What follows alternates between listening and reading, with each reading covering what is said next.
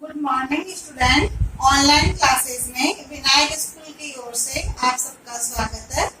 आज हम बच्चों दक्षिण शैली के बारे में पढ़ेंगे। मैंने आपको प्रथम परख टेस्ट के लिए 3 लेसन दिए थे। उसमें से मैंने आपको दक्षिणी शैली, दूसरा लेसन दिया मुगल शैली और तीसरा लेसन दिया था राजस्थानी शैली। तो मैं दक्षिण शैली का दोहरान करवाते हुए तुम्हें आगे इसका जो है चैप्टर को टेस्ट के लिए दे रही हूँ। दक्षिण शैली का उद्भव व विकास जो है, उद्भव व विकास 14वीं शताब्दी में हुआ। कब हुआ बेटे? 14वीं शताब्दी में दक्षिणी शैली का उद्भव व विकास हुआ। जब इसका उद्भव व विकास हुआ 14वीं शताब्दी में, तब ये 2 राज्यों की रूप में पनपी। पहला तो था विजयनगर और दूसरा था बहमनी।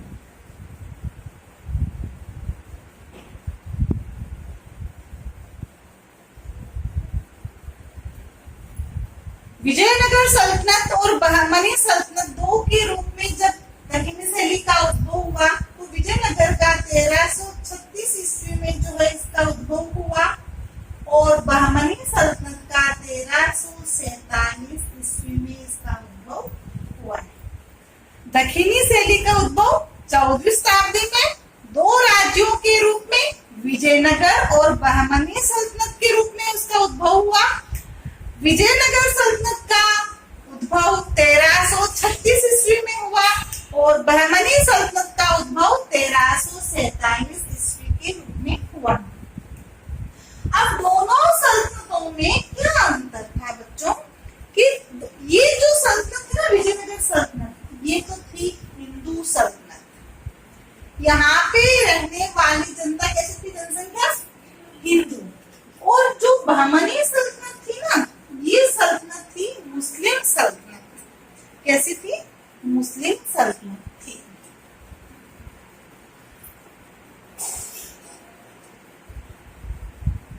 हरिहर और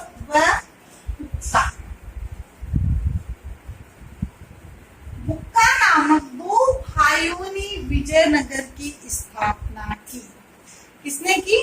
हरिहर व बुक्का नामक 2 भाइयों ने विजयनगर की स्थापना की। विजयनगर सल्तनत का जो विस्तार है, विस्तार ये हो गया आपकी स्थापना बेटे। विस्तार इसका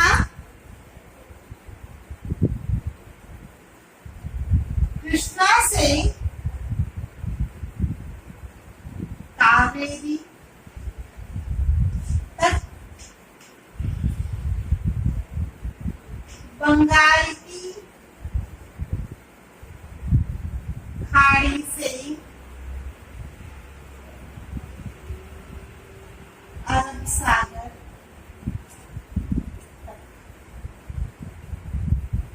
इस प्रकार से हम देखते हैं कि इसका जो विस्तार है विजयनगर सल्तनत का, वो कृष्णा नदी से कावेरी नदी तक का है और बंगाल की खाड़ी से लेकर अरब सागर तक इसका विस्तार था। इसकी जो जनसंख्या है विजयनगर की, वो वहां से वहां तक रहती थी। अब ये सल्तनत मैंने आपको बताया कि हिंदू धर्म से संबंधित थी, तो यहाँ पर सनातन धर्म, सनातन धर्म व संस्कृति को अपनाया गया। यहाँ की जनता ने, यहाँ की जनसंख्या ने सनातन धर्म व संस्कृति को अपनाया। यहाँ की जो कलाकृतियां बनी हैं, वह कलाकृतियां अजंता के समान उच्चता वाली है। अजंता की जो कलाकृतियां हैं उन कलाकृतियों की समान उच्चता वाली है और यहाँ पर अपभ्रंश शैली का प्रयोग किया गया है। अपभ्रंश शैली का प्रयोग हुआ है। इस तरह से हम देखते हैं कि विजयनगर सल्तनत पूर्ण रूप से हिंदू सल्तनत थी। सनातन धर्म व संस्कृति को उन्होंने अपनाया। यहाँ की जो कलाकृतियां हैं वह अजंता की कलाकृतियों की समान है। अजंता की कलाकृतियां जो है हिंदू धर्म व बौद्ध धर्म से संबंधित है और अपभ्रंश शैली का यहाँ प्रयोग किया गया है। विजयनगर सल्तनत की जो कलाकृतियां हैं वह हमें लेपाक्षी वीरभद्र से प्राप्त होती है। कहाँ से प्राप्त होती है बेटे? लेपाक्षी वीरभद्र मंदिर से इनकी जो है कलाकृतियां हमें प्राप्त होती है। ये कलाकृतियां कौन कौन सी है? ये कलाकृतियां भगवान विष्णु और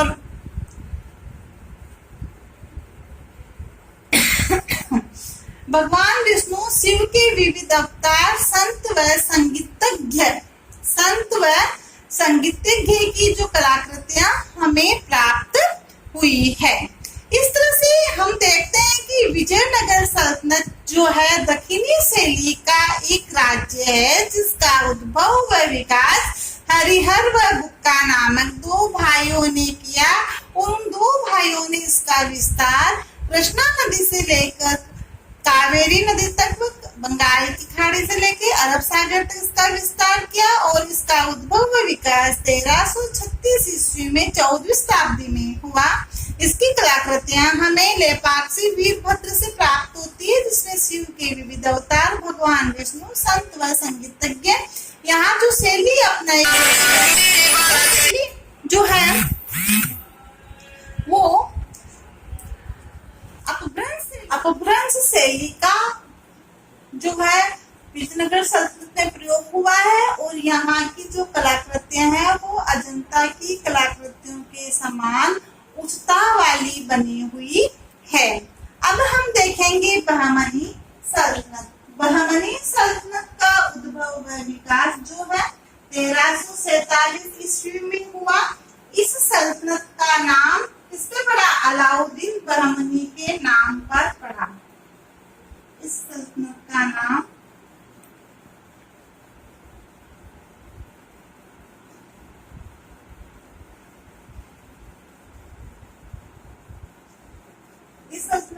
किसके नाम पे पड़ा बेटे?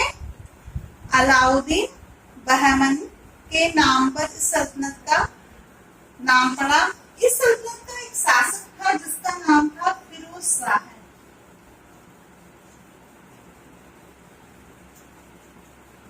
इसे कई भाषाओं का ज्ञान था। गणित व विज्ञान में ये पारंगत था।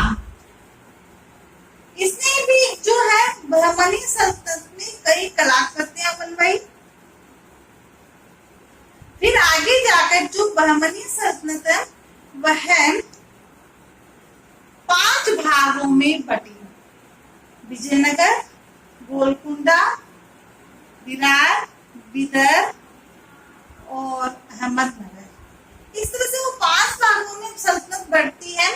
उसके बाद जब इन सल्तनत में आपसत्ता लोलुपता बस क्या होता है बेटे? आपस में झगड़ा होता है और आपस में झगड़ा होने के कारण ये सल्तनत जो है 3 भागों में बट जाती है। फिर ये क्या होती है? इनको 3 भागों में बांट देते हैं और ये जो सल्तनत है ना बहमनी सल्तनत ये धर्म भीरु थी। आप आज भी देखो धर्म भीरु का मतलब होता है अपने धर्म के प्रति अटल रहना, अपने प्रति धर्म के प्रति हमेशा सचेत रहना। तो आज भी जो मुस्लिम वर्ग है वह अपने धर्म के प्रति हमेशा सचेत रहते हैं, अटल रहते हैं। तो ये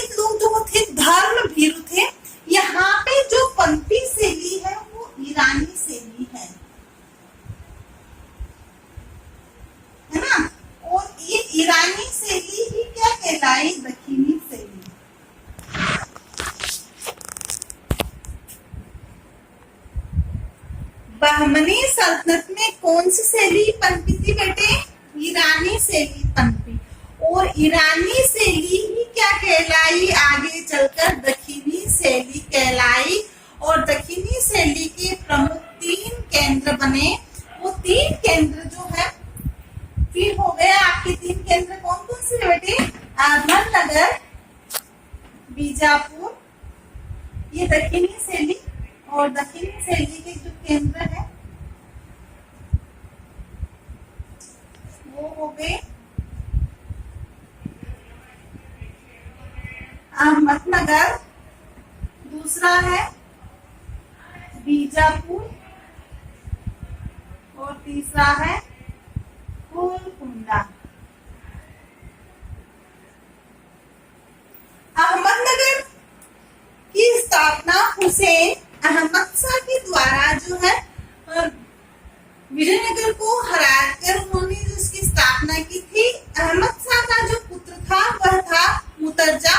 और मुर्तजा की जो है उस समय उम्र कम थी, तो राज्य का जितना भी कार्य है वो उसकी माता संभालती थी। तो मुर्तजा के राज्य काम कौन संभालती थी? उसकी माता संभालती थी। और मुर्तजा का छोटा भाई था बुरहान। कौन था बेटे? बुरहान था। मुर्तजा, अब इसका सारा काम संभालती थी इसकी माँ। अब माँ काम संभालती, इसी का एक छोटा भाई था जिसका नाम था बुरहान। क्या था बेटे? बुरहान। अब जो बुरहान है वो अहमद शाह के 2 पुत्र हुए, एक तो मुर्तजा और दूसरा था बुरहान। अब बुरहान चाहता था कि राज्य को मैं ले लूं, अपने हिस्से पर रखूं, सत्ता का जो मालिक मैं बनूं। और मुर्तजा सबसे बड़ा होने के कारण इसे सत्ता दी गई। अब इसे सत्ता दी गई, ये उस समय छोटा था तो इसका सारा काम माँ संभालती थी। और बुरहान तो देखो मुर्तजा से भी छोटा है, मुर्तजा से भी, तो फिर भी इसने क्या किया? बुरहान ने अकबर की सहायता ली। किसकी सहायता ली? अकबर की।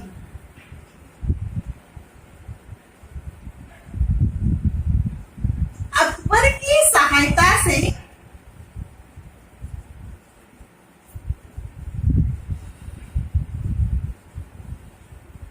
सत्ता छीन ली। क्या किसने?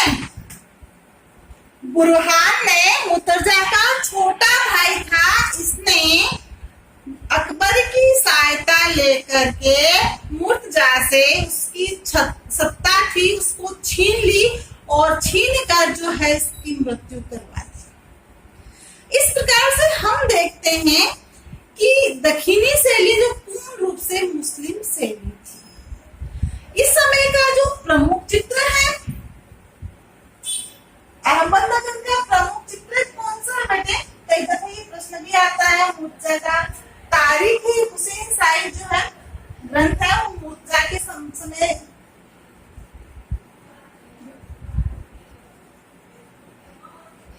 तारीख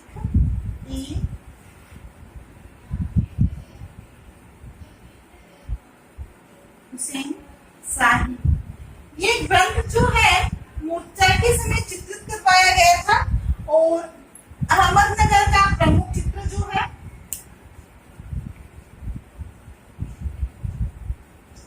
वह है राग हिंडोल।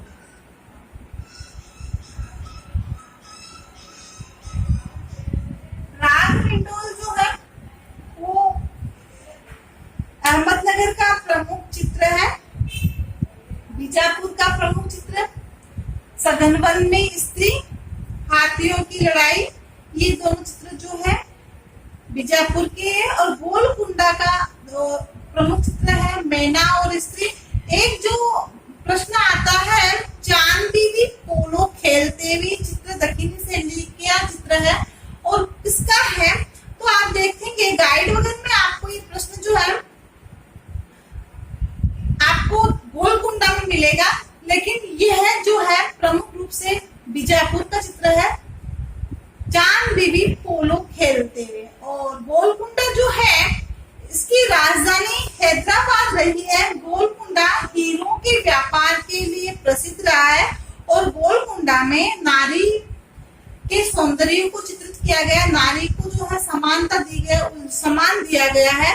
इस प्रकार से हम देखते हैं कि गोलकुंडा की कलाकृतियां हैं उसमें दरबार के चित्र हैं और दरबार के अलावा व्यक्ति चित्र है, सभी चित्र जो है उसमें चित्रित किए गए हैं। चांद बीबी कौन थी या चांद सुल्ताना कौन थी? चांद सुल्ताना किस विद्या में पारंगत थी? तो चांद सुल्ताना जो है खगोल विद्या में पारंगत थी। ये अहमद शाह वली प्रथम की जो है पत्नी थी और इसे गणित व खगोल विद्या में पारंगत थी। इसके समय एक जो है ग्रंथ चित्रित किया गया था और कई उस समय जो है कलाकृतियां तैयार की गई थी। उसमें हाथियों की लड़ाई कलाकृति प्रमुख रूप से है। सघन वन में स्त्री को इन्होंने चित्रित करवाया गया था और चांद बीबी पोलो खेलते हुए ये कलाकृति उस समय की चित्रित की गई है। अगर हम इनकी जो है विशेषताओं को देखें तो इस समय जो कलाकृतियां तैयार की गई उसमें क्षितिज को काफी ऊंचा दर्शाया गया है और प्रकृति को जो है हरा भरा हरितान वाली प्रकृति को जो है क्षितिज से काफी दूरी पर दर्शाया गया है। तो इस तरह से हम देखते हैं कि ये कलाकृतियां बहुत ही अच्छी बनाई गई है दक्षिणी शैली की। तो इस तरह से दक्षिणी शैली के प्रमुख 3 केंद्र हुए अहमदनगर, बीजापुर और गोलकुंडा। गोलकुंडा की राजधानी कौन सी बेटे? हैदराबाद। और ये किस व्यापार के लिए जो प्रसिद्ध है? ये हीरो के व्यापार के लिए प्रसिद्ध है और कुतुब शाह सुल्तानों की जो है ये सल्तनत थी। किसकी थी? कुतुब शाह सुल्तानों की सल्तनत थी। यहाँ का प्रमुख चित्र गोलकुंडा का जो है मैना और स्त्री है और इस समय जो कलाकृतियां बनी है वो बहुत ही अच्छी और नारी को सम्मान देने वाली कलाकृतियां जो है मुख्य रूप से बनाई गई है। अब इसके साथ ही मैं आपको जो है मुगल शैली के बारे में भी बताऊंगी। मैंने आपको सिलेबस में मुगल शैली को भी दिया है। मुगल शैली जो है उसमें मुगल जो बादशाह हुए हैं वो मैंने आपको बताया कि मुगल बादशाह प्रमुख रूप से जो है बाबर था। कौन था मेरे? बाबर था। अब बाबर भारत में कैसे आया? पानीपत का युद्ध।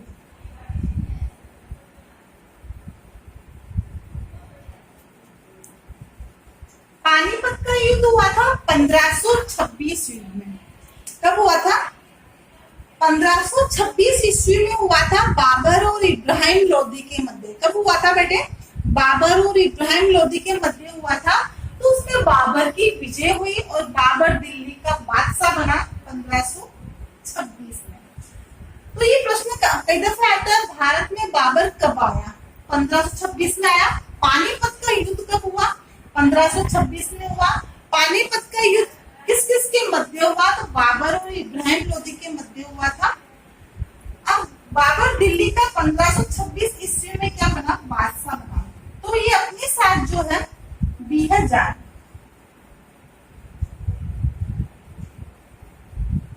नामक एक चित्रकार को अपने साथ लेकर आया। ये चित्रकार था ईरानी चित्रकार। कैसा था बेटे? ईरानी चित्रकार था, ईरान से लेकर आया और ईरानी चित्रकार को ये भारत में लाया। उसी के साथ जो है मुगल कला का सूत्रपात हुआ।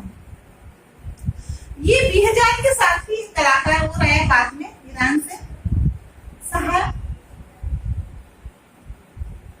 मुजफ्फर, शाह मुजफ्फर जो है ये भी एक ईरानी कलाकार था। और 2000 और शाह मुजफ्फर की जो बाबर ने अपनी आत्मकथा में काफी प्रशंसा की थी। बाबर की आत्मकथा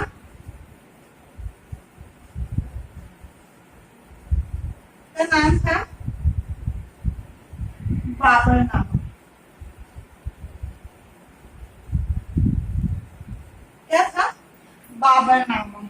और इसने अपनी आत्मकथा के अंदर काफी प्रशंसा की थी। किसकी की थी? बेहजाद और शाह मुजफ्फर की।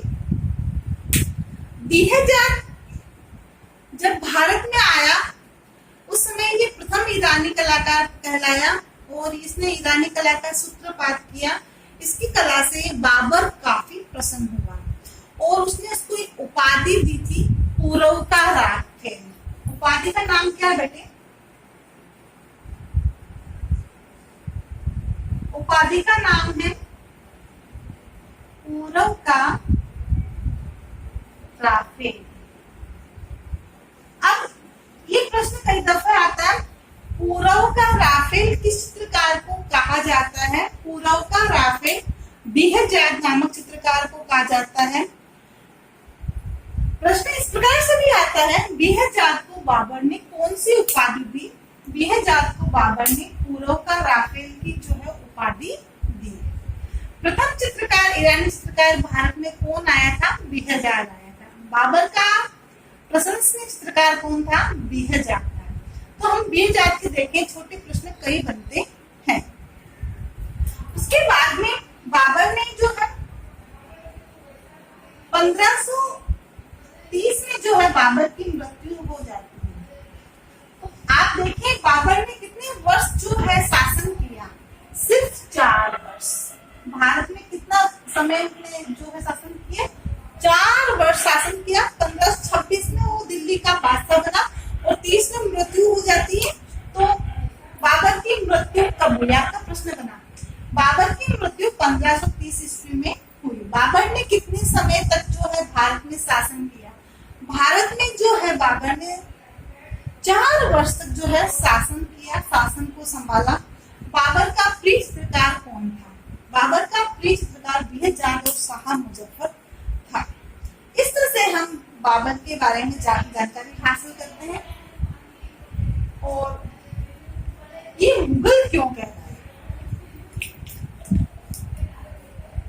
बाबर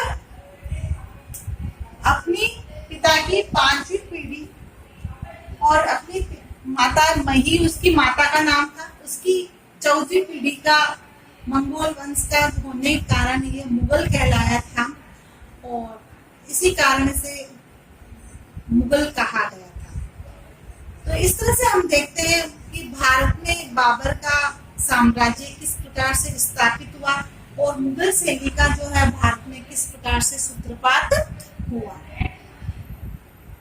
अब मैं आपको बाबर से के साथ इसका जो बताती हूँ, आपको इसका पुत्र था हुमायूं। हुमायूं के बाद उसका पुत्र हुआ अकबर और अकबर के बाद में उसका पुत्र आता है, बादशाह बनता है जहांगीर और जहांगीर के पश्चात जो है उसका पुत्र होता है शाहजहां। शाहजहां के समय कला थोड़ी सी कम होती है। जहांगीर के काल को स्वर्ण काल कहा जाता है। जहां शाहजहां के समय स्थापत्य कला भी प्रारंभ हो जाती है और उसके बाद उसका पुत्र आता है औरंगजेब।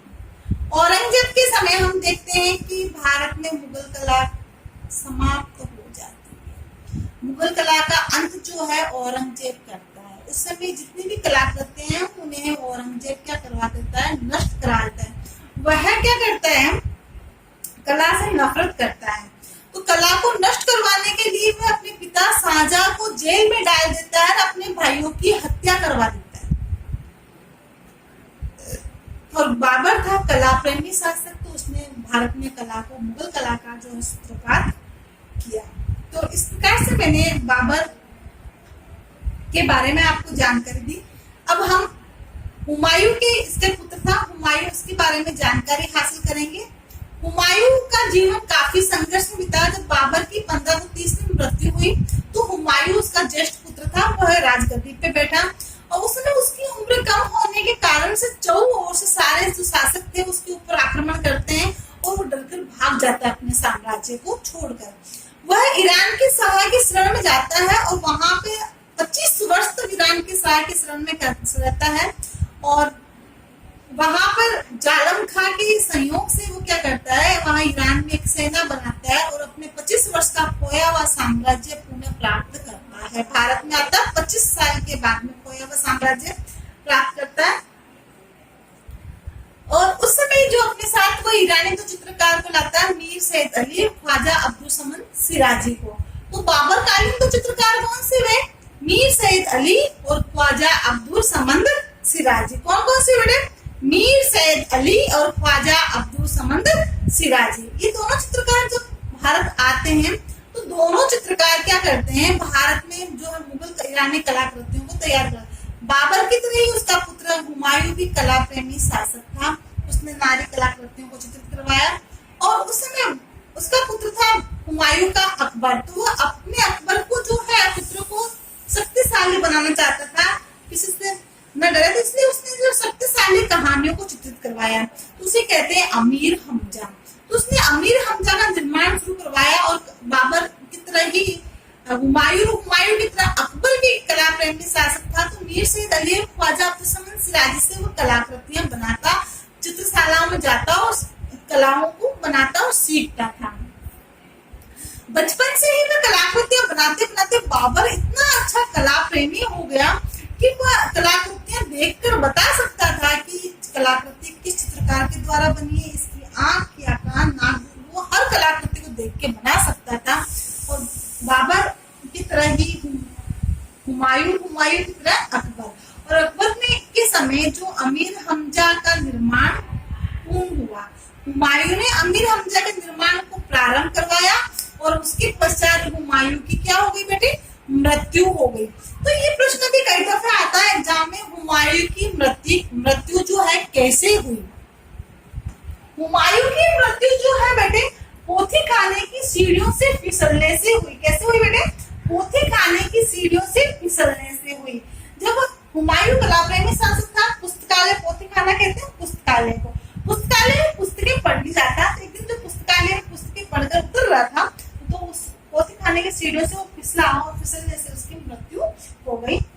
उसके पश्चात जो अमीर हमजा उसने प्रारंभ करवाया था अपने पुत्र के लिए, तो उसे वो उससे पूर्ण करवाता है अकबर। और अकबर के समय ये प्रश्न भी कई दफा आता है, अमीर हमजा का निर्माण किसने करवाया? तो मैंने ये आपको पहले बताया था कि अमीर हमजा का निर्माण के जो बारे में पूछा पूरा लिखना। इसे हुमायूं ने प्रारंभ करवाया था अकबर के लिए, लेकिन इसे पूर्ण जो है ये अकबर के समय होती है, अकबर ने इसे पूर्ण करवाया। आपको पूरी डिटेल्स इसका आंसर देना होगा, तभी क्लियर होगा। आप उसमें केवल हुमायूं या अकबर लिखते हैं तो दोनों ही आंसर रॉन्ग होते हैं, दोनों के समय ये बनवाया गया था। इस तरह से हम आज बाबर और हुमायूं के बारे में जानकारी हासिल की हमने, और दक्षिण शैली के बारे में जानकारी हासिल की। दक्षिण शैली के प्रमुख 3 केंद्र हैं, अहमदनगर, बीजापुर और गोलकुंडा। दक्षिणी शैली का उद्भव भी हुआ, विकास को भी हमने देखा, 2 सल्तनतों के रूप में हुआ था, विजयनगर और बहमनी सल्तनत के रूप में। और उसके बाद मुगल शैली का उद्भव व विकास हमने देखा 1526 में पानीपत के युद्ध के साथ हुआ है। अब हम जो है ग्रह कार्य को देखेंगे।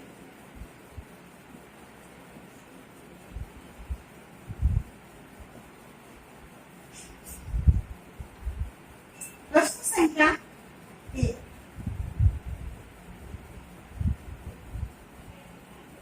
विजयनगर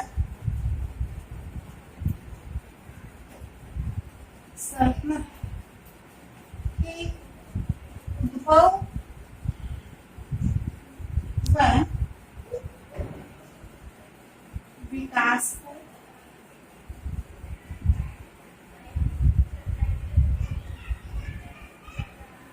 समझाइए। तो इसमें आपको पूरा वर्णन कहना है कि उसके उद्भव विकास को बताना है, इसमें किसने इसकी स्थापना की, कहां से कहां इसका विस्तार है, कौन सी शैली को अपनाया गया था, इसकी कलाकृतियां हमें पूरी कहां मिली। उसके पश्चात प्रश्न संख्या 2,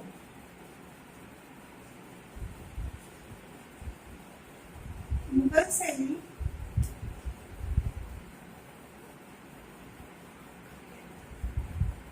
के बादशाह बाबर एक कला प्रेमी शासक था, स्पष्ट कीजिए। इसमें आपको बाबर के बारे में पूरी जानकारी देनी है। उसके पश्चात प्रश्न संख्या 3,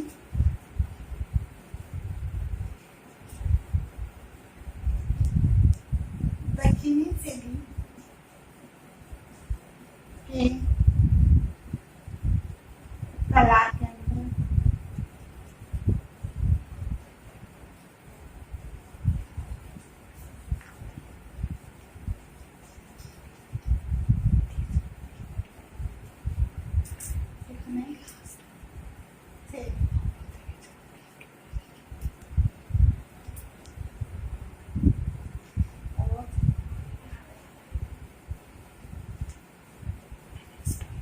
वर्तमान में है।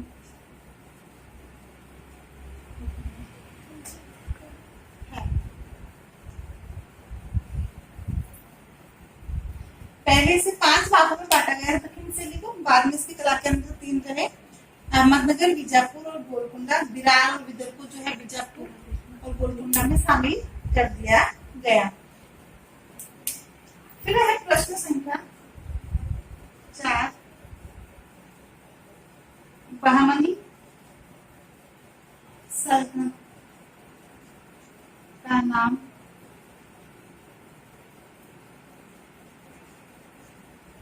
किस सुल्तान के नाम पर